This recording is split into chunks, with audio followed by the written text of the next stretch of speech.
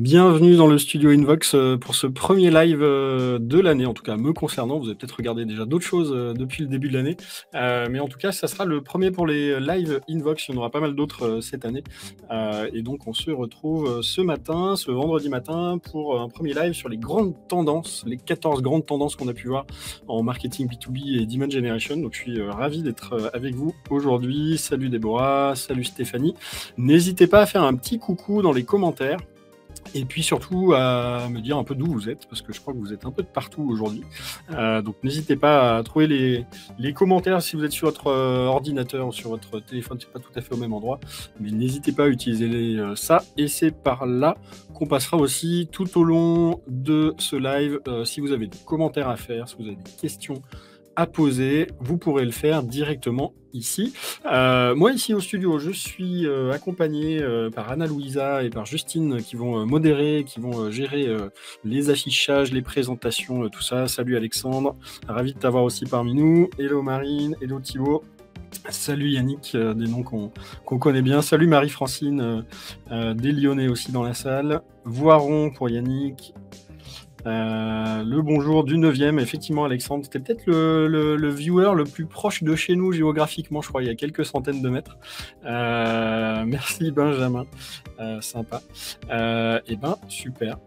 Il est 11h01, on va pas vous faire attendre plus que ça. Les retardataires pourront revoir de toute façon le replay, pourront accéder aux slides, je vous partagerai tout ça sur mon compte LinkedIn ou sur la page. Très quali, le setup des caméras, merci, ça c'est le boulot d'Anna-Louisa qui est juste là derrière sur la régie. Donc voilà, donc effectivement on a un peu upgradé le jeu depuis l'année dernière, on avait fait déjà un live sur les tendances, on avait un setup un peu moins quali. Donc on est ravis de vous retrouver cette année. C'était une des tendances l'année dernière, le côté vidéo. On verra qu'il y en a encore un petit peu cette année. Coucou de Lyon, Fiona, La Rochelle, super. Anne-Sophie, coucou Aurélie aussi.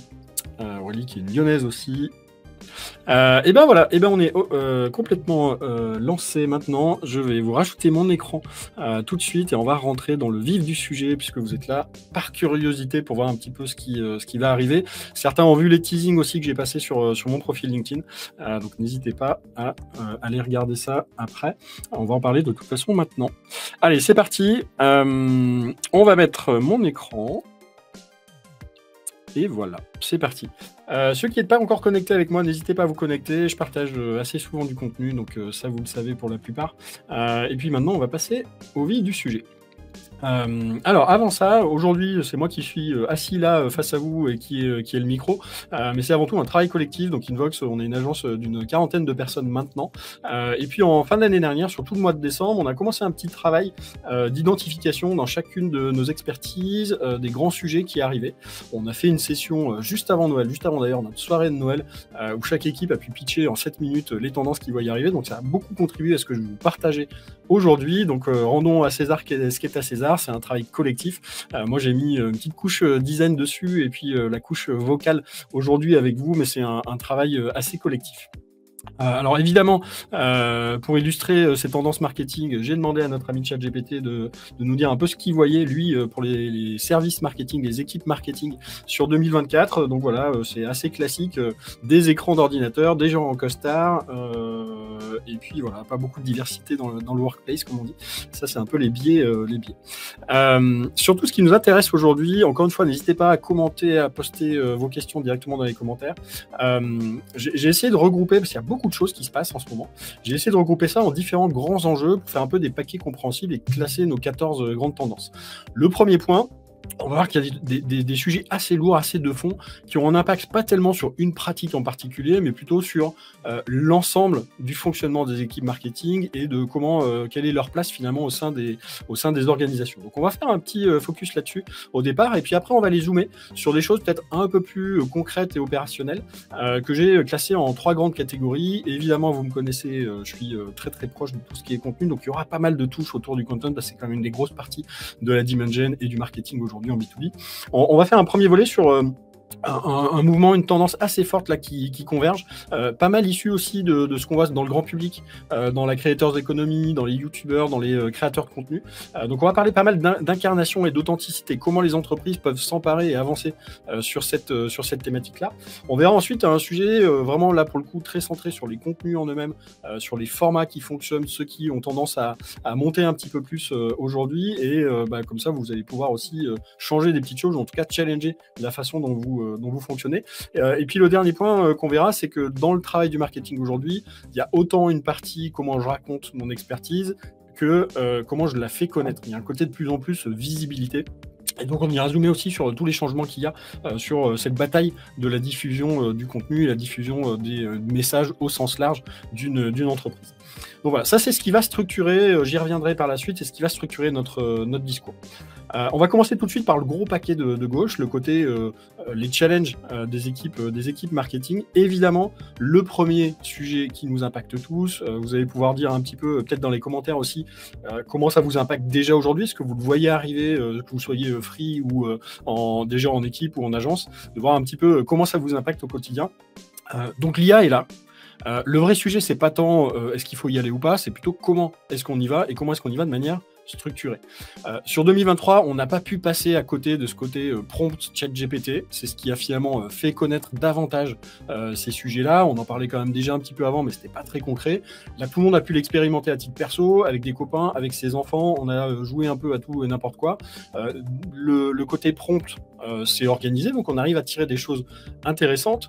Mais tout ça masque quand même un peu la réalité, avec beaucoup d'outils qui ne sont pas seulement ChatGPT, avec des outils qui touchent beaucoup le marketing, d'autres services aussi, donc il faut aussi apprendre en tant qu'entreprise comment est-ce qu'on canalise ça, et puis des outils surtout qui sont spécialisés. ChatGPT, c'est un peu un généraliste, ça fait bien beaucoup de choses, ça fait assez mal un certain nombre d'autres choses aussi, pour autant il y a quand même d'autres solutions, et donc on entre un peu dans ce moment-là, où maintenant il faut réussir à rationaliser les cas sur lesquels on a envie d'injecter de l'IA au quotidien dans ses équipes et dans ses process métiers, de choisir les bons outils, de former les personnes, et c'est un peu ça qui sera une des grandes tendances. Alors j'aime bien aussi regarder des choses un peu théoriques sur ces grandes tendances de fond, parce qu'il y a quand même beaucoup de gens qui vendent des formations, qui expliquent comment on peut gagner 14 heures par jour en utilisant 4 bons prompts ChatGPT. On est aujourd'hui, si vous reconnaissez un peu le hype cycle de Gartner, si je zoome un petit peu ici, on est ici sur tout ce qui est IA générative, donc je crée du texte, je crée des photos, je crée des vidéos. On est ici sur le haut du pic d'attente. Donc on est aujourd'hui ultra bluffé par tout ce que ça peut faire, et normalement on devrait arriver maintenant dans des cas où on va être un peu désenchanté de la réalité, de la qualité de ce que ça fait, ou du temps que je peux gagner, ou des résultats que je peux obtenir avec, ce qui est assez normal maintenant, parce qu'on rentre dans cette phase justement, on va tester, on va regarder réellement ce que ça donne à côté du côté un peu cosmétique de ce qu'on a pu voir. Ce qui est intéressant de regarder aussi, c'est qu'on est à peu près au même niveau dans ce côté comment j'ingénierie les prompts. On a fait finalement la partie facile, on teste des choses et on va rentrer un peu plus dans le dur maintenant, où finalement tout le monde arrive à peu près à sortir les mêmes choses avec les mêmes prompts. Ce qui est un peu intéressant aussi de regarder, c'est ce qui est pour le coup déjà un peu plus mature, on en reparlera un petit peu plus tard. Il y a un côté sur la data, où aujourd'hui c'est un peu masqué par le côté grand public ChatGPT. Il y a des outils qui deviennent très puissants aussi pour faire parler la donnée qu'on a déjà et qui peut avoir un vrai impact côté marketing. Donc les choses changent. Cette première grosse tendance, elle est importante, il faut l'accompagner, il faut l'épouser, il faut aller avec. Pour autant, il faut y aller de manière structurée et pas non plus en attendre tout et n'importe quoi. Juste pour illustrer ce côté un peu data, là, on est dans Salesforce, on est dans le côté Marketing Cloud, donc c'est l'outil plutôt mass mailing. Ici, on a des choses où on peut, vous voyez sur la gauche de l'écran, on peut demander naturellement à pas ChatGPT, mais du coup à l'IA qui est intégrée en mode chat, d'aller faire de la segmentation de données. Donc je parle naturellement, je vais pas taper dans des segments, dans des filtres, dans des requêtes compliquées. Je vais lui demander d'affiner des choses et il va naturellement pouvoir affiner des listes pour faire des segmentations peut-être plus fines pour les marketeurs. Ça, on le retrouve évidemment aussi côté HubSpot. Cette fois-ci, un usage qui est assez intéressant, qui n'est pas juste pour créer des accroches de mail ou du contenu de page, plutôt ici pour aller créer des reports. Donc de dire, la prise en main des outils de reporting n'est pas toujours aisée. Ce qui est super intéressant ici, c'est de pouvoir réussir à aller dire avec du texte naturel ce qu'on aimerait montrer comme data et d'avoir des reports qui se construisent automatiquement et qu'on peut ensuite aller modifier. Donc ça, c'est quelques exemples de choses qui sont peut-être plus matures encore que la partie création de contenu, qui seront peut-être aussi moins déceptives sur la durée et qui peuvent déjà aujourd'hui avoir un vrai impact, pas forcément seulement avec du ChatGPT, mais avec des outils qu'on peut avoir déjà. Toutes les plateformes, les grosses plateformes de Martech sont en train d'y passer. N'hésitez pas encore une fois à réagir, vous avez le droit de ne pas être d'accord avec moi dans les commentaires, de le dire. Moi je reprendrai tout ça après, c'est super intéressant. Et puis en plus, si vous avez des choses à ajouter, on les affichera sur le live, donc n'hésitez surtout pas. Voilà pour ce premier bloc.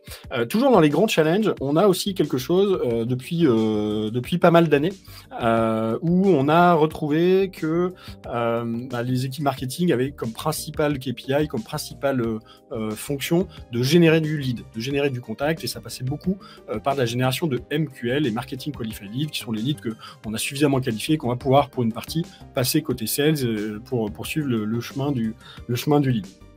Cette partie-là, elle est aujourd'hui, elle est un peu remise en cause parce que juste produire beaucoup de MQL, toutes les équipes marketing y arrivent plutôt bien aujourd'hui, et ça suffit pas parce qu'on se rend compte que en fait, on passe de quelque chose là, si vous voyez un peu ce pipe, d'un moment où on est plutôt côté marketing et hop, on passe côté sales. On a plutôt tendance aujourd'hui à essayer d'aligner les deux processus. Et de faire en sorte que le marketing a quelque chose à raconter et génère du contenu, génère du contact, qualifie un petit peu plus loin aussi les différents leads qu'on va générer, parce que les commerciaux ne peuvent pas gérer des dizaines et des centaines de MQL qui sont remontés. On a des petites problématiques aussi dans les critères de qualification qui font que parfois on a des MQL qui ne sont pas suffisamment qualitatifs et on embourbe un peu derrière les fonctions commerciales et on sait finalement plus trop ce qu'il en est. Et donc aujourd'hui, on a un vrai sujet ici qui est intéressant, qui est de se dire comment est-ce qu'on rénove un peu les KPI pour aller plus sur des enjeux business un peu plus loin dans le pipe et vraiment suivre avec les équipes commerciales, d'avoir aussi des indicateurs communs de performance. Et ça nous amène au point suivant, qui est le côté intent marketing, le côté intent, qui est quelque chose qui s'est beaucoup développé ces dernières années, qui est justement de dire finalement, j'ai des actions outbound, j'ai des actions inbound, j'ai de la prospection, je fais des partenariats, je récupère des contacts. Maintenant, ce qui est intéressant, c'est dans toute ma base, c'est pas tellement d'avoir beaucoup de contacts, c'est plutôt de savoir à quel moment ces contacts sont réellement en prise de décision. Et ça, c'est le côté intent, c'est le côté intentionnel. Il y a beaucoup de logiciels qui sont en train de se créer, notamment autour de la data, de l'intent data, qui vont apporter de l'analyse sur vos propres données. Qu'est-ce que les gens regardent, qu'est-ce qu'ils consomment comme contenu, quand est-ce qu'ils rouvrent vos anciennes propales, quand est-ce qu'ils rouvrent vos emails, quand est-ce qu'ils vont cliquer sur des choses, quand est-ce qu'ils se connectent éventuellement avec des gens de votre entreprise sur LinkedIn ou qui réagissent à certains de vos posts. Et aussi de la donnée externe, quels événements ils ont pu aller voir, est-ce qu'ils sont passés sur les sites de vos concurrents. Donc il y a tout un tas de choses qui se font, un peu plus compliquées en Europe avec RGPD, mais qui se développent quand même de plus en plus, et sur lesquelles on travaille sur ça. Notamment une de ces technos, alors c'est plutôt pour les grands comptes, mais ça va probablement se démocratiser, c'est Sixth Sense. Je vous engage à aller voir un peu aussi leur production de contenu, c'est assez intéressant pour bien comprendre ce sujet de l'intent, de l'intention. En gros, il part du principe que si on fait du pur outbound, on va taper des comptes, on va taper des contacts, et finalement on va être souvent beaucoup trop tôt, donc on va énerver beaucoup de gens en parlant souvent pour avoir finalement un très faible pourcentage de ces gens-là qui sont réellement en prise de décision. Et si on attend la partie inbound, là pour le coup on va être plutôt sur des personnes où on risque d'arriver trop tard, parce qu'on les a nourris, mais au moment où ils sont déjà en prise de décision, on les a un peu loupés. Et donc Sixth Sense, eux, ils ont une technologie qui va agréger différentes sources de données, dont vos données à vous, et qui va faire parler là-dessus, qui va faire du prédictif pour dire dans tous les contacts que vous avez ou tous les comptes que vous adressez, ce sont ces comptes-là qui sont aujourd'hui intéressants. Dernier grand point que je voulais aborder sur ces grands challenges, on sent qu'il y a une vraie tendance. Alors c'est de toutes les tendances que j'ai abordées jusqu'à présent, c'est celle qui est peut-être un petit peu en avance de phase, un petit peu plus tôt, et vous me direz si c'est quelque chose dont vous avez entendu parler dans les commentaires aussi. Aujourd'hui, c'est ce côté self-service. Alors on est dans le B2B, on est parfois sur de la vente longue, sur de la vente complexe, beaucoup de gens qui peuvent décider, sur des paniers moyens qui sont élevés. Pour autant, on a quand même une petite passage, là encore, de ce qui vient du B2C, du grand public, à une volonté de plus en plus affirmée des acheteurs de pouvoir faire tout le processus d'achat, ou en tout cas une très grande partie du processus d'achat, tout seul, en consommant des contenus, en étant sur un site, ou en tout cas sans forcément engager une relation commerciale. Donc ça, c'est ce qu'on retrouve dans le self-service. C'est quelque chose qui est très bien expliqué. Alors là, encore une fois, je fais appel un peu à des choses théoriques. Il y a une très belle enquête, on vous la passera dans les slides et on le remettra dans les commentaires, chez McKinsey, sur ce côté consumerization of B2B buying. Donc vraiment, la thèse, c'est les comportements d'achat B2B, même sur des gros paniers moyens, sont en train de migrer petit à petit sur des processus d'achat plus grand public. Ce qu'on dénote, c'est notamment depuis Covid, il y a beaucoup de chiffres qui ressortent là-dessus. C'est une étude qui est menée dans 11 pays, notamment des pays européens, donc c'est pas que des trucs US et c'est pas que des grosses boîtes, qui montrent que le recours à du self-service pour de l'achat, même complexe, se fait aujourd'hui à plus du tiers. Et donc, que ce soit pour un premier achat ou pour du réachat, donc c'est ce qu'on voit sur la partie droite, le côté reordering. Quand il y a déjà eu un achat qui a été fait, c'est quelque chose qu'on peut retrouver. Donc il y a beaucoup de chiffres dans cette étude, je vous engage à aller le lire, ça peut vous donner des idées, c'est quelque chose qui va être un processus long, ça va prendre quand même pas mal de temps ici pour le faire, mais c'est quelque chose qui est intéressant.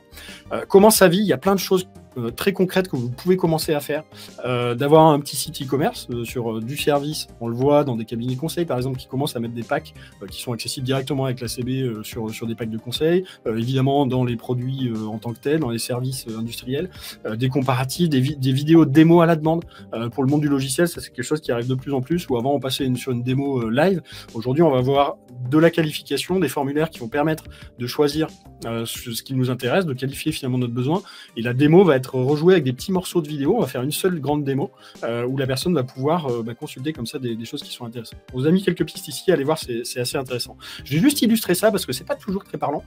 On a travaillé il y a quelques temps avec une boîte américaine, donc là aussi pour le coup ils sont un petit peu en avance, qui s'appelle Machinery Partner, qui vend ce genre d'outils. Alors ce genre d'outils, c'est des choses qui cassent des cailloux, ils sont dans le domaine de la grosse machine jaune, du un peu Caterpillar, ce genre de machine. Donc parfois c'est des machines qui coûtent 100, 200, 300 000 dollars. Et finalement, aujourd'hui, leur principal canal de vente se fait 100% en ligne et la plupart du temps en self-service. Donc ils ont des contenus, ils ont un blog, ils ont des vidéos, ils ont des démos du produit où on rentre vraiment dans les spécificités produits, et ils ont ce genre de choses où on a un site de e-commerce qui est plutôt bien fait, qui est vraiment, on peut acheter de la food, on peut acheter de la fashion sur ce genre de choses. Ici, on retrouve des grosses machines qu'on va pouvoir acheter et qui sont, et des gens mettent leur CB et achètent une machine à 150 000 $ pour se faire livrer une semaine plus tard sur leur chantier. Donc ça c'était pour illustrer un peu ce côté self-service. Ça arrive aussi sur des sujets ou sur des business auxquels on s'attend pas forcément. Donc je pense que ça aura un impact sur ce côté, comment est-ce que le marketing peut devenir pourvoyeur de contenu, de systèmes qui facilitent ça et qui permettent aussi de dégager du temps pour les commerciaux pour être vraiment présents quand c'est nécessaire et faire une action de recommandation et commerciale qui est intéressante. Donc ça c'était finalement tous nos premiers points sur ces grands challenges autour des équipes marketing.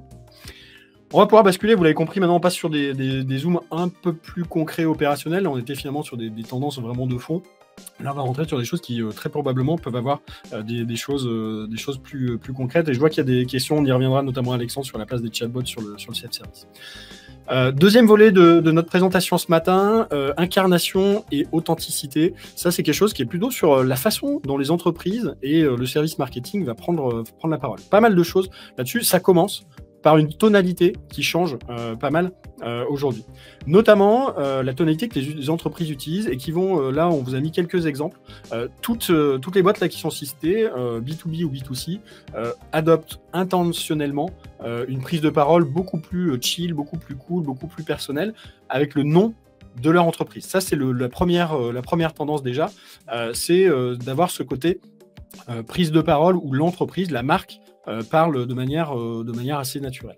Là, vous voyez quelques exemples qui sont sortis de manière publique. Mailchimp a beaucoup expliqué ça sur qu'est-ce qu'ils faisaient avant et qu'est-ce qu'ils veulent faire maintenant et qu'est-ce que ça change à la fois dans le design et à la fois dans le wording, dans le copywriting qu'ils vont utiliser.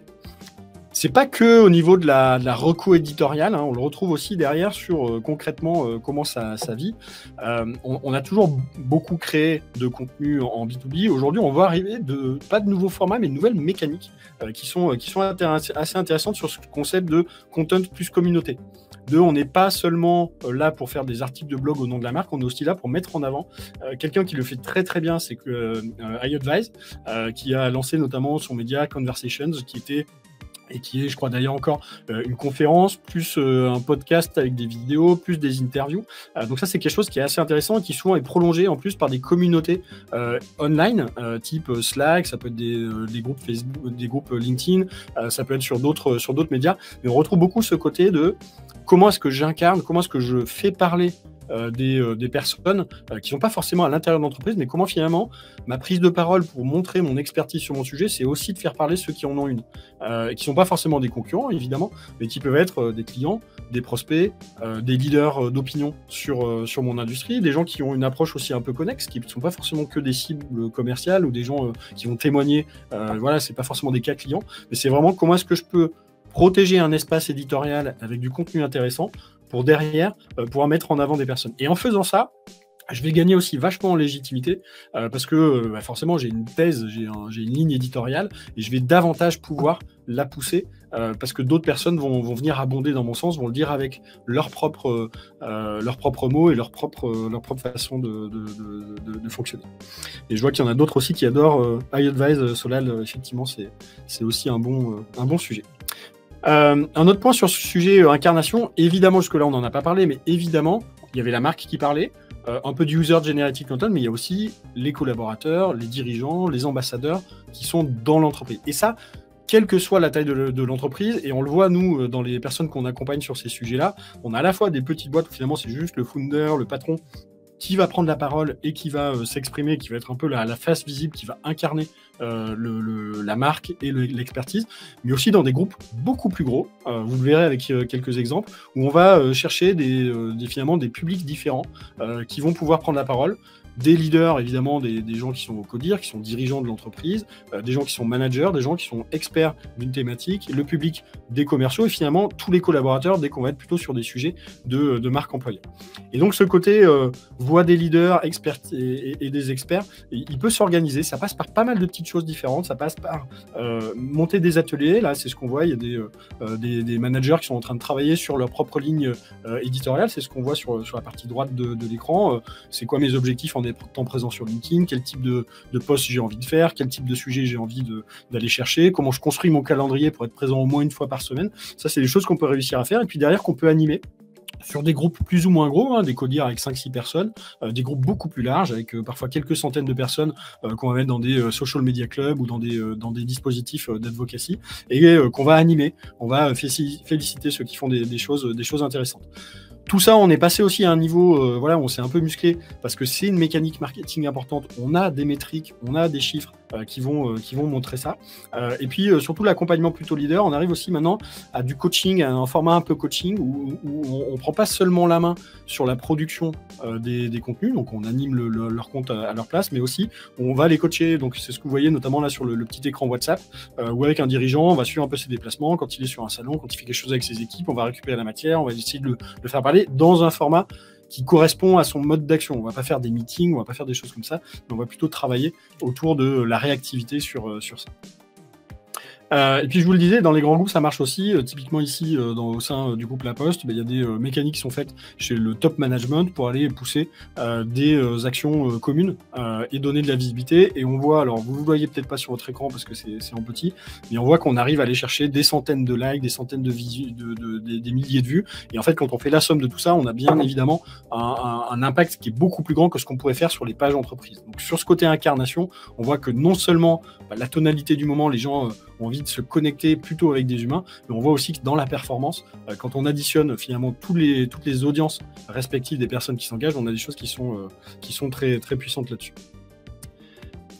Voilà pour cette partie incarnation. Je vais boire un petit coup quand même parce que ça fait maintenant une petite vingtaine de minutes qu'on a commencé. Donc n'hésitez pas aussi à continuer à poser vos questions, à réagir dans le chat avec grand plaisir.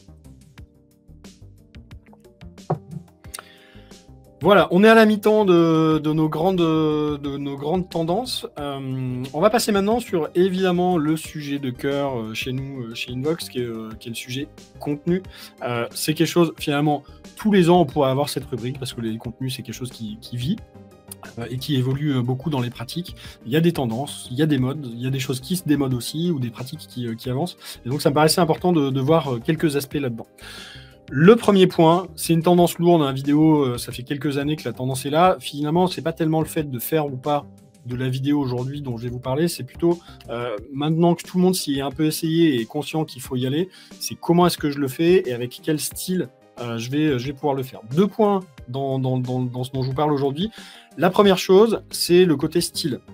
Aujourd'hui, on voit qu'on a un parti pris qui est beaucoup plus fort sur la forme, sur le type d'émission qu'on va créer, sur la récurrence qu'on va vouloir aller chercher, que ce soit, encore une fois, pour incarner, pour montrer des gens de l'interne, des gens de l'externe, des témoignages clients, pour faire de la démo si on est dans le domaine du logiciel, pour faire de la démo produit si on est plutôt côté industriel ou côté retail B2B.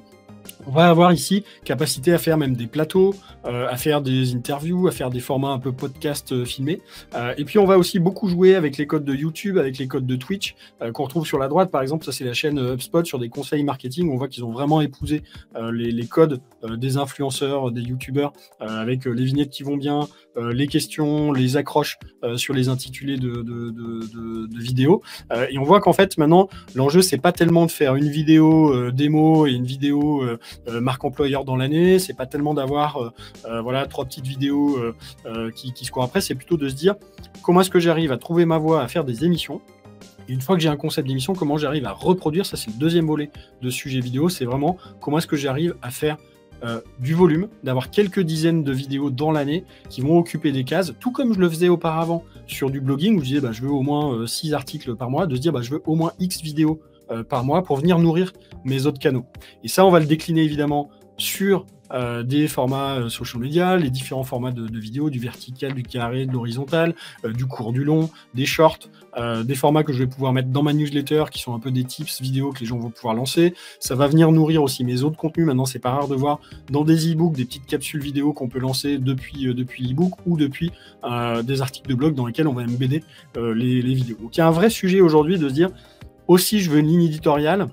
Et je ne vais pas faire une vidéo parce que j'ai un événement ou une vidéo parce que j'ai un client une fois qui m'a dit qu'il voulait bien témoigner. Je vais plutôt inscrire ça un peu dans le patrimoine génétique de ma démarche de contenu.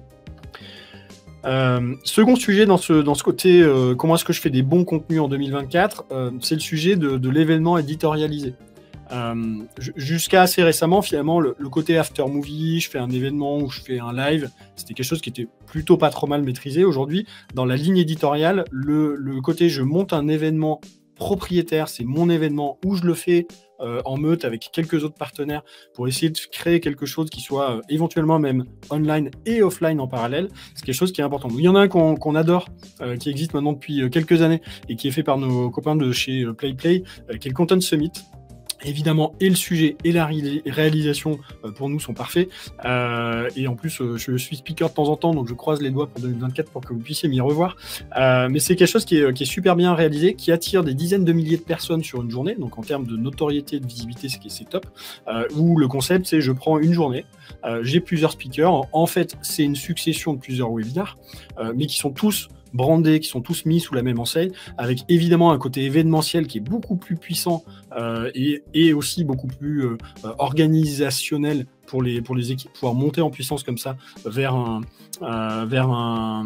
événement, et qui fait qu'on a un côté enroll où je récupère des contacts, mais surtout aussi avec beaucoup de contenus qui sont créés à un instant T et qui vont pouvoir être réexploités pendant une bonne durée de temps. Et si on fait le lien avec mon sujet d'incarnation juste au-dessus et du côté content plus community, alors là aussi on va avoir beaucoup de visages à montrer, beaucoup de petits vocals à extraire pour les faire un peu du mini podcast, de réutiliser des teasers vidéo sur le social media pour ramener sur la plateforme et aussi nourrir sa chaîne YouTube. Donc ça c'est quelque chose qu'on aime beaucoup et qu'on voit dans beaucoup maintenant de typologie de secteur d'activité. Dans l'industrie, on a finalement des gens qui arbitrent en faisant un salon de moins et en montant leur propre salon virtuel, en invitant d'ailleurs parfois même des clients à venir témoigner, à venir faire un petit happening physique dans une salle ou dans un lieu sympa en parallèle de la partie online. Donc c'est quelque chose qui est super intéressant, qui peut être pas mal. Un nouveau summit Hager Apple se arrive. Ouais, Déborah avait fait notamment un summit Pinterest il n'y a pas longtemps, sur une grosse demi-journée avec quelques acteurs qui étaient super intéressants. Donc allez voir aussi ce qu'elle a réalisé. Je crois qu'elle partage pas mal de feedback aussi sur comment ça a été organisé, qui sont super intéressants. Voilà pour ce point. Un autre sujet aussi, on a beaucoup parlé ces dernières années de snack content, du temps d'attention, de micro-moments, de petits formats, de recyclage, j'ai un gros format, il faut que je le découpe en plein de petits formats. On a une tendance inverse qui se fait, c'est toujours des mouvements de pendulé qu'on retrouve sur les tendances marketing. Aujourd'hui, où il y a un retour des formats plus longs, que ce soit sur des contenus dans des pages web, donc des pages qui sont vraiment très longues, un peu à l'instar de pages piliers, mais pas faites que pour le SEO. On voit un peu finalement des e-books qui deviennent des pages avec un côté, je rallonge mes articles de blog, je fais peut-être moins de contenus différents, mais avec plus de valeur à l'intérieur. Et qu'on retrouve aussi, ce que vous voyez sur la partie droite, sur des newsletters, c'est un peu Substack qui a rafraîchi ce côté-là, de se dire, en fait, je peux avoir des temps de lecture plutôt longs. Je vais pas essayer d'envoyer plein de missives régulières avec finalement des contenus très courts. Je vais plutôt essayer de densifier, d'aller en profondeur sur un sujet. On est un peu fatigué aujourd'hui de voir tout et n'importe qui s'exprime en 1300 caractères dans un post LinkedIn, 1300 mots sur ces choses comme ça. Donc on a plutôt un temps long qui se remet en place, avec un côté subscription aussi, de je m'inscris, j'ai vraiment envie de lire cette newsletter, des newsletters B2B qui deviennent payantes, même faites par des entreprises, parce qu'il y a de la valeur à l'intérieur. Donc ça aussi, c'est quelque chose qui est intéressant. On l'a vu aussi dans les algos, que ce soit Twitch, que ce soit LinkedIn sur la partie vidéo, où il y a un côté prime aussi au rallongement des formats, même s'il faut aussi aller chercher des formats plus courts. Il y a aussi ce côté prime au format long pour de la passation d'expertise, de la pédagogie, du travail un peu en profondeur sur ces sujets-là. Dernier point dans le sujet des contenus, on voit monter en puissance le sujet du cas client. Alors il y a beaucoup de secteurs d'activité où c'est compliqué de faire des cas clients parce qu'en face les clients ne veulent pas témoigner. Il y a des astuces pour contourner un petit peu ça, mais quand même on sent que ça se libéralise. On avait fait une étude il y a quelques années avec Trustfolio pour essayer de comprendre un peu quelles étaient finalement les réticences pour les gens pour témoigner, pour apparaître dans des cas clients, alors que même ils avaient envie d'en faire. Aujourd'hui c'est en train un petit peu de lâcher ce côté-là parce qu'il y a un meilleur traitement qui est fait, les cas clients sont plus qualitatifs aussi, donc ça met vraiment en valeur ce qui est fait, et puis finalement tout le monde court un peu après ça. Aujourd'hui notre approche c'est de dire on a un côté industriel à mettre en place, c'est-à-dire qu'il faut déjà baisser le niveau d'attente sur le format qu'on va vouloir aller chercher pour mettre un premier palier dans l'entreprise qui est est-ce que j'arrive à industrialiser la captation du verbatim. Ça c'est des choses que vous pouvez voir là. À partir du moment où j'ai des verbatim, je peux nourrir mes présentations commerciales, je peux nourrir les pages de mon site, je peux nourrir mes réseaux sociaux, et finalement j'ai une culture qui se met dans l'entreprise de dire il faut pas capter une fois tous les trimestres un cas client génial qu'on va faire, il faut capter systématiquement tous les clients qui sont contents et parfois même plusieurs personnes chez les clients pour récupérer leurs insights et pas faire forcément des grandes histoires, plutôt aller faire des focus sur un point spécifique, un chiffre, une valeur particulière que le client a apprécié, un bénéfice qu'il a tiré, pour pouvoir exploiter ça. Ce que je vous montre en bas, ça c'est possible notamment avec des solutions type Trustfolio que vous pouvez retrouver en bas, qui sont des outils de captation assez simples avec juste un lien qu'on envoie et que tout le monde peut envoyer dans l'entreprise pour aller récupérer des verbatim de manière assez simple. Ça donne des choses, finalement, à partir du moment où on a ce premier niveau, derrière on peut tirer le fil. Quelqu'un qui a fait un petit verbatim sympa, on peut à ce moment-là l'amener de manière assez automatique, assez industrielle aussi, aller faire d'autres formats, petit format vidéo, un format plus long PDF, un format interview sur mon site. Donc ça c'est des choses qui peuvent être super intéressantes et qui sont évidemment derrière utilisables aussi sur les réseaux sociaux. Voilà pour cette partie création de contenu. Ça nous semble être les grandes tendances. Évidemment, c'est assez inépuisable. Il y a plein de choses qui changent sur des formats SEO, sur des formats social media. Ça, c'est un peu les sujets sur lesquels on avait envie de mettre un peu le focus aujourd'hui. Donc normalement maintenant on a des contenus sympas qui sont incarnés, qui fit bien aussi avec les nouvelles approches voilà, du marketing, l'utilisation voilà, de nouveaux KPI.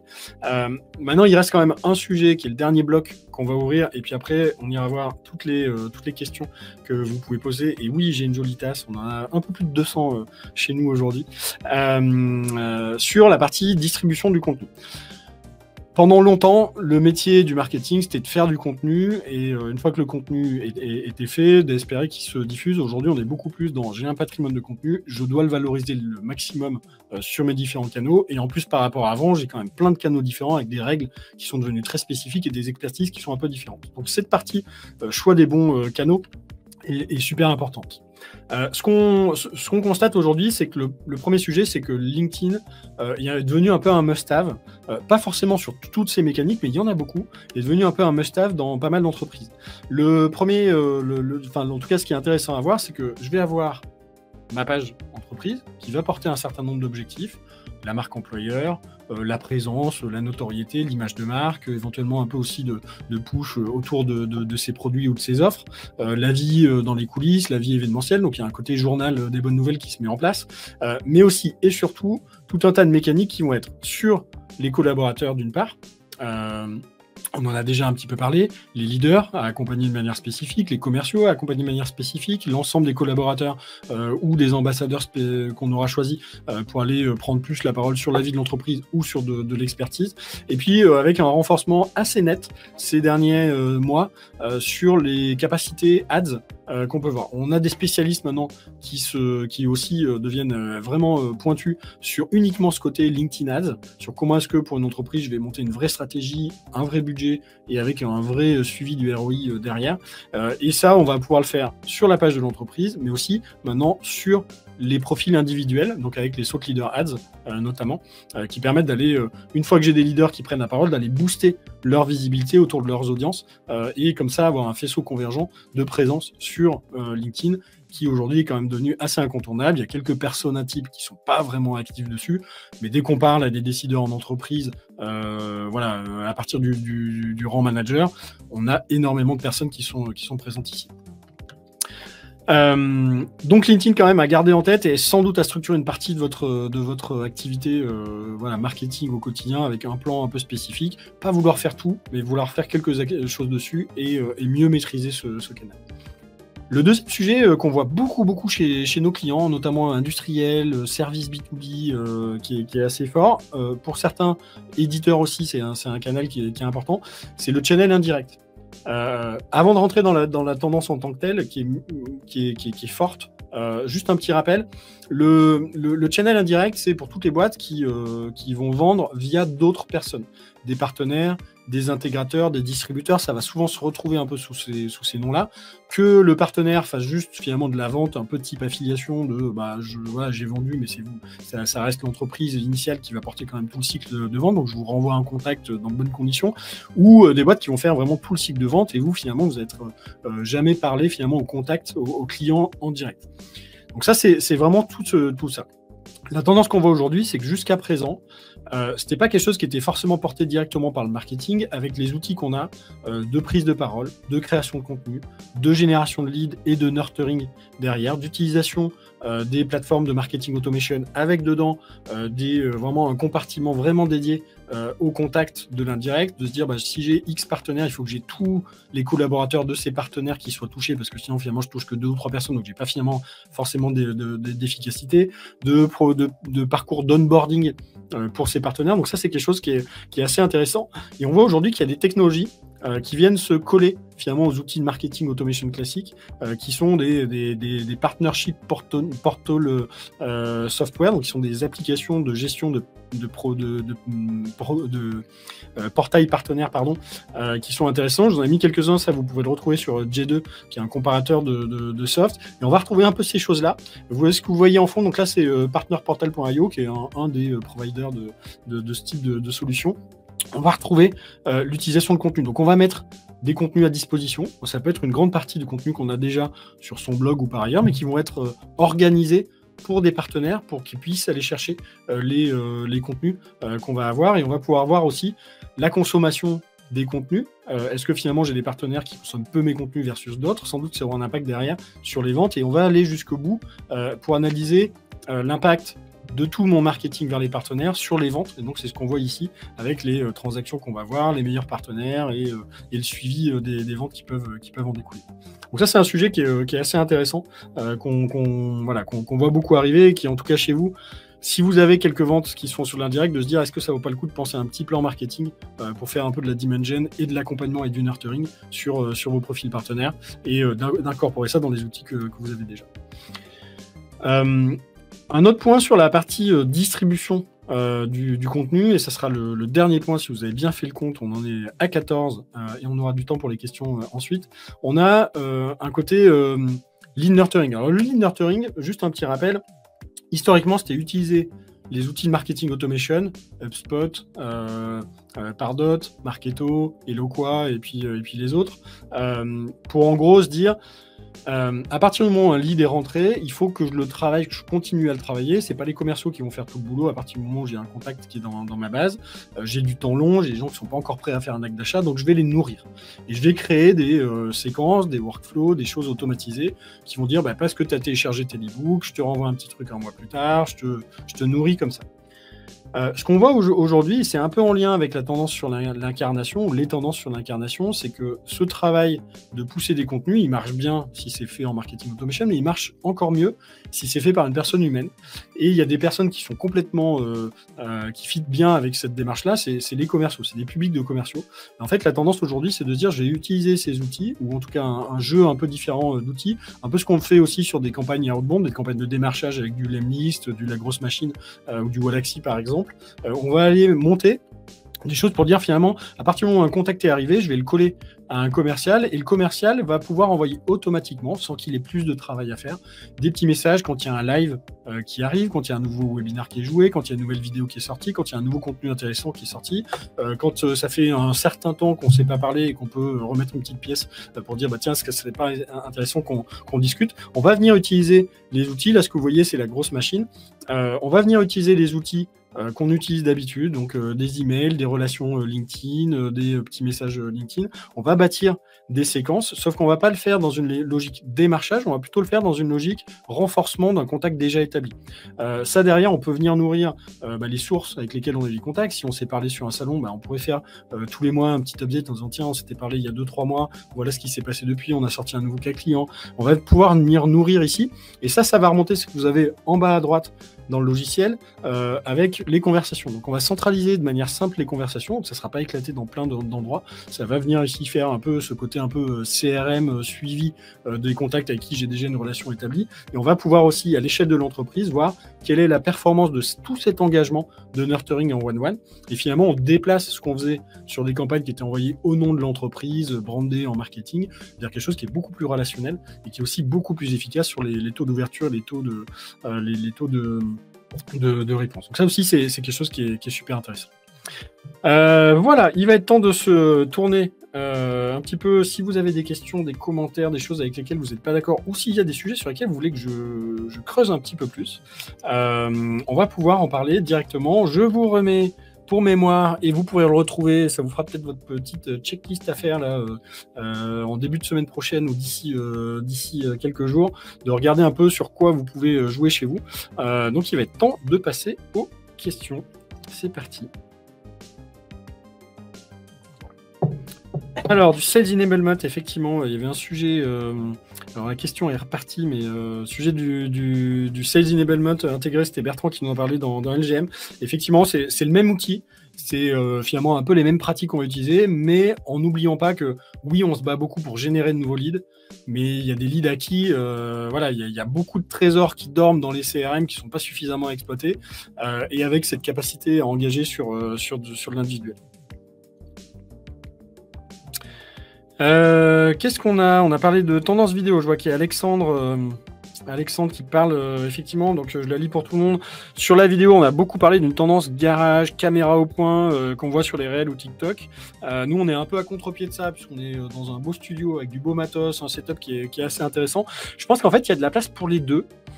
Aujourd'hui, je pense qu'il y a de la place pour des émissions qui sont plus quali, qui sont plus montées, qui sont plus réfléchies, où il y a une vraie prod parce que la concurrence le demande, où finalement je fais mon live effectivement dans mon bureau en télétravail, avec un fond pas top, un éclairage pas top, un matos pas top et un montage pas forcément top. Ça, c'est un peu révolu, mais par ailleurs, il y a effectivement cette tendance un peu vlog. Donc vlog, c'est vidéo blog, où je raconte un peu ma vie d'entrepreneur, ma vie de créateur d'entreprise, ma vie de manager d'une équipe, juste d'expert sur un sujet, où je prends mon téléphone comme ça et je vais m'adresser directement à la personne, je dirais bonjour, je donne un live dans quelques minutes, vous pouvez me rejoindre. Donc finalement, c'est un peu bizarre, les gens le font avec des earpods en marchant dans la rue, ils vont enregistrer un petit truc, ils vont le poster directement.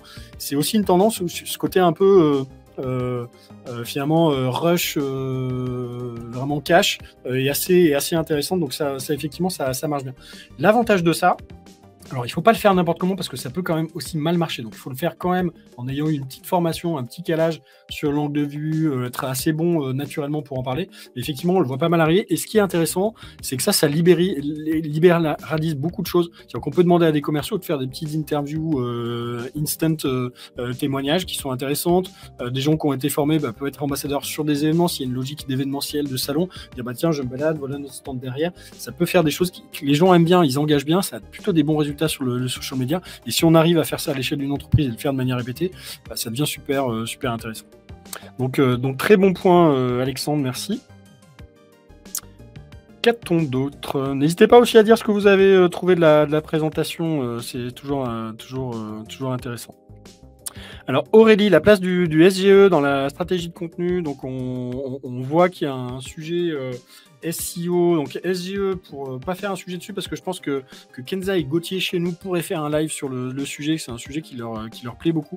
La place du SGE, donc c'est en gros de la génération de réponses, donc c'est une approche un peu différente du search, où on va avoir une petite couche d'IA qui va se rajouter. Dites-moi si je dis des grosses bêtises, parce que c'est pas mon sujet de prédilection sur lequel je connais beaucoup de choses.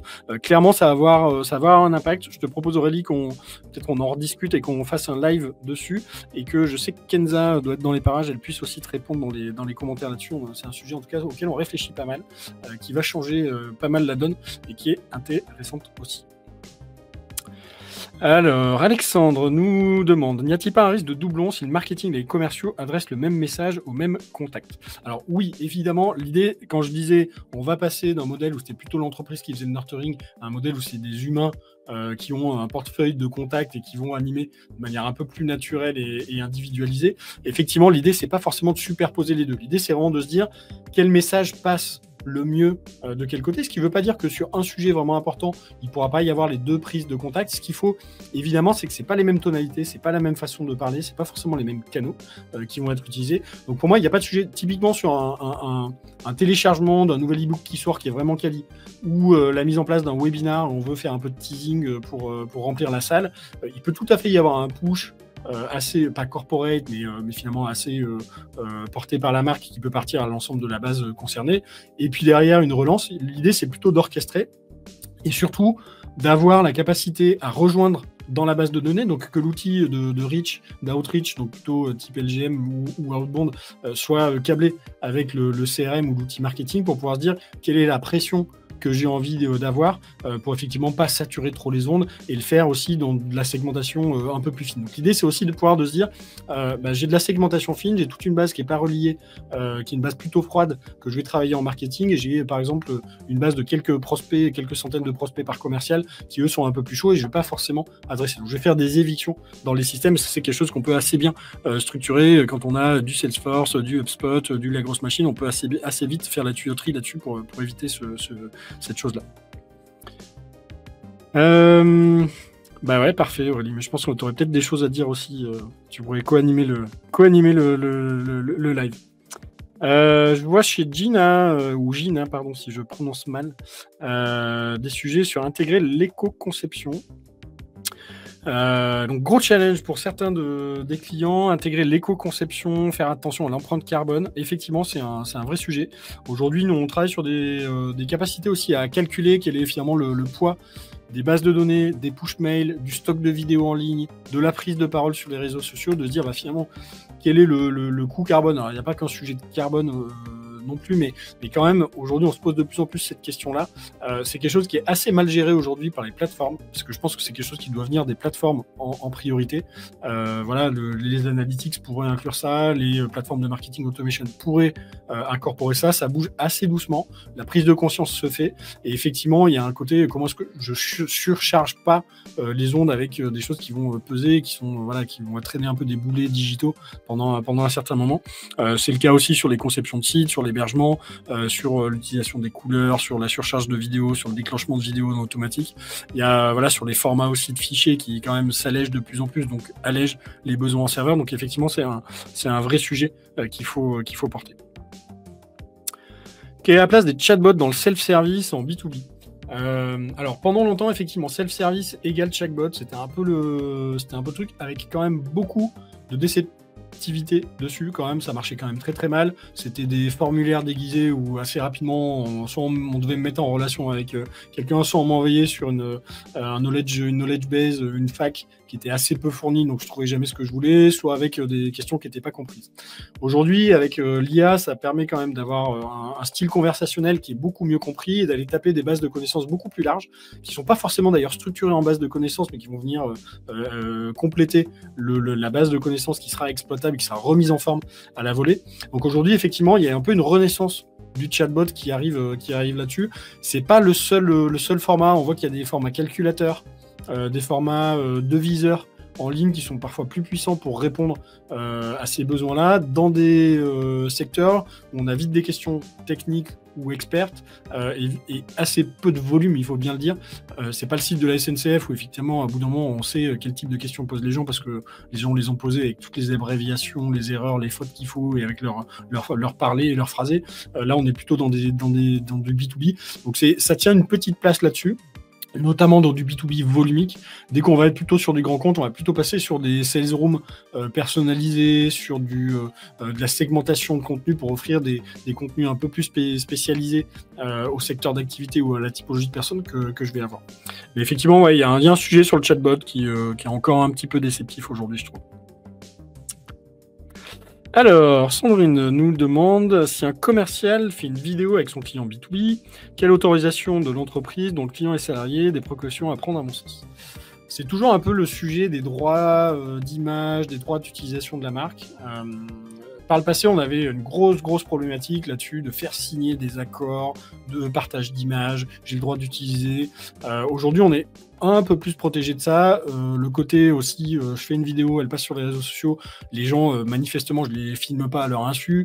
Il y a quand même un truc qui s'est quand même un peu libéralisé, qui est un peu plus problématique dans certains secteurs d'activité, ou avec certaines marques qui, le secteur bancaire, les grosses boîtes, l'assurance, ils sont un peu plus réticents comme ça à mettre leur marque.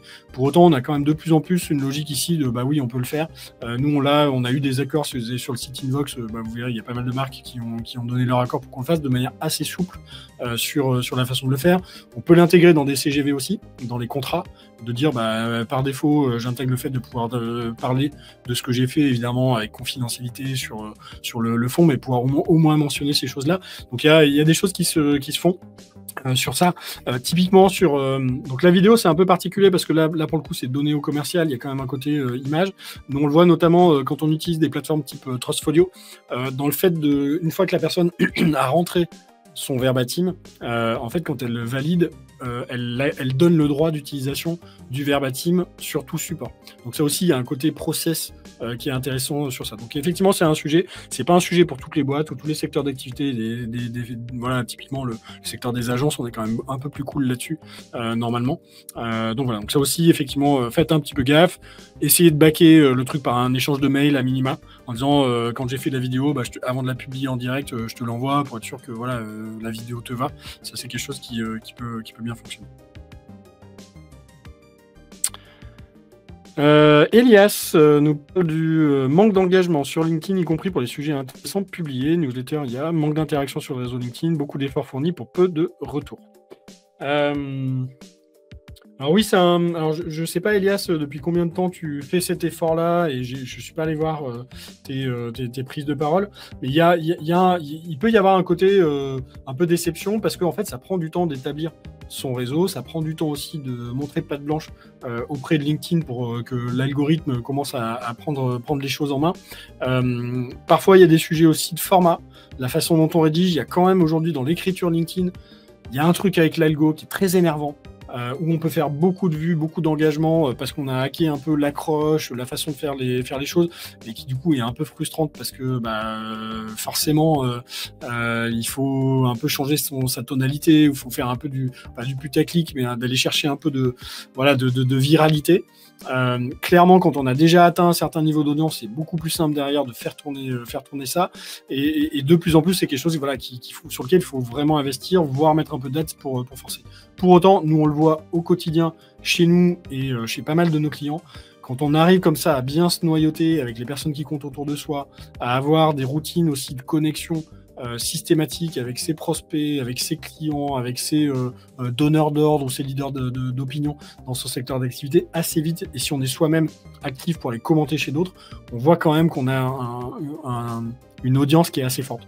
Typiquement, aujourd'hui, il y a des contenus qu'on traite spécifiquement en carrousel ou via des vidéos qui ont plus d'impact là que sur notre base mail ou que sur notre blog. Donc il y a aussi, faut jouer avec ça, ça prend du temps, c'est pour ça qu'il faut aussi être dans des logiques de recyclage de contenu pour pouvoir le faire. Il faut pas hésiter, surtout sur LinkedIn, à répéter les choses. Il faut pas avoir, j'ai publié une fois et ça n'a pas marché. Il y a vraiment ce côté, ok, j'ai pris la parole, je le refais avec un angle un peu différent, je le refais avec un format un peu différent, je le refais 3 mois plus tard parce que tout le monde a oublié, donc je le remets sur le dessus de la pile. Il y a un vrai côté comme ça aussi, stick, qui est important. Alors, IA pour produire, humain pour penser, transformation de la relation agence-annonceur, une approche 100% conseil. C'est des bonnes réflexions, Thibaut. Évidemment, c'est des sujets qu'on a initiés, nous, parce que forcément, on est impacté. On a des clients qui sont curieux, on a des clients qui pratiquent déjà l'IA. Ce qu'on voit aujourd'hui, clairement, c'est que si de toute façon, tout le monde va se muscler sur l'IA, donc clairement le niveau de jeu monte, mais le niveau de jeu monte pour tout le monde. Ça ne remplacera pas effectivement la capacité à identifier les vrais sujets, à les collecter, le fond, l'expertise, de trouver sa tonalité, de trouver son angle et d'avoir des partis pris. Les gens, ils n'ont pas finalement beaucoup plus de temps que ça pour manger plus de contenu tous les jours. Ils ont du temps par contre à passer sur des contenus qui leur apportent réellement quelque chose. Donc la bataille, elle a toujours été celle-ci, mais avec un niveau d'intensité peut-être un peu moindre et avec des outils qui étaient différents. Sur la partie choix du contenu, éditorialisation, tonalité, penser aussi des objets contenus, des trucs qui sont un peu plus quali. On le voit sur les événements dont je parlais tout à l'heure, les événements propriétaires, un peu les contenus événementialisés ou les événements éditorialisés. On le voit, il y a vraiment un surcroît à amener pour faire un vrai concept, un vrai truc qualitatif, et ça, l'IA pourra pas le faire. Ça peut nous aider à aller plus vite, et ça peut nous aider à décliner des contenus déjà existants, mais s'il n'y a pas de la matière au départ, ça fonctionnera pas. Ensuite, sur la relation agence-annonceur, alors agence 100% conseil, sans doute qu'il y a une part de conseil davantage parce que ça complexifie les choses. On est dans un monde complexe. Auparavant, les tendances, c'était de dire il faut faire des articles de blog et puis faut aller sur les réseaux sociaux. Aujourd'hui, ça devient beaucoup plus expert pour ces métiers. Donc clairement, il y a un enjeu d'accompagnement et de conseil. Pour autant, il y a aussi beaucoup de boîtes qui n'ont pas vocation à avoir quelqu'un qui fait du SEO, quelqu'un qui fait de la vidéo, quelqu'un qui fait du son, quelqu'un qui fait du design, quelqu'un qui est spécialiste LinkedIn, quelqu'un qui est spécialiste Google. En fait, il y aura toujours quand même une place opérationnelle pour les agences, mais qui se déplace, qui évolue, mais qui était le cas quand je regarde, moi ça fait 11 ans sur Invox, notre métier, tous les 18 mois, il change. Donc je pense que c'est juste un nouveau changement, qui a peut-être un ordre de magnitude un peu différent d'auparavant, qui va déplacer les lignes, mais qui ne va pas changer intrinsèquement le besoin de certaines boîtes à se faire accompagner, et puis d'autres qui intégreront, qui internaliseront. Ça aussi, c'est quelque chose qui se fait depuis toujours. Alors, je vois qu'il est 57. Quid de l'avenir de Google en 2024? Question très récurrente chez notre ami Gauthier, qui se pose beaucoup de questions. Je vous invite à le suivre sur LinkedIn. Je pense que tous les jours, il se demande ce que son métier va devenir. Donc Gauthier, on attend que tu nous donnes la réponse. Chaque jour étant un nouveau changement, on le sait bien, tu nous l'as bien répété. Je ne sais pas si on est arrivé au bout des questions, j'essaie de scroller un peu de mon côté. Mais en tout cas, on arrive à la fin de notre temps, donc j'espère que je vous ai apporté un petit peu d'éclairage. L'idée, c'était à la fois éventuellement de vous apprendre quelques petits trucs, mais surtout de vous faire prendre un peu de recul et de vous faire challenger avec un peu d'inspiration, un peu d'idées, un peu d'exemples concrets. Donc j'espère que j'ai réussi pour ce plan-là. N'hésitez pas à me dire, ça me fait toujours plaisir de lire les commentaires après, ce que vous avez pensé du live, voilà, si c'était complètement à côté de la plaque, ce que je peux améliorer aussi. Feedback is a gift, comme on dit. Et puis éventuellement les sujets que vous aimeriez qu'on traite. On a le SGE en stock, on a peut-être un peu d'IA qui traîne ici et là, mais il y a sans doute d'autres sujets qu'on pourrait traiter ensemble. Donc n'hésitez pas, on lira tout ça. En 2024, nous, on a décidé de faire un peu plus de live que ce qu'on a pu faire les années passées, donc on aura l'occasion de se recroiser prochainement. Et merci à tous et à bientôt. Bye bye.